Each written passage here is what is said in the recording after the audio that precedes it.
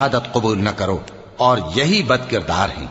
ہاں جو اس کے بعد توبہ کر لیں اور اپنی حالت سنوار لیں تو اللہ بھی بخشنے والا ہے، مہربان ہے۔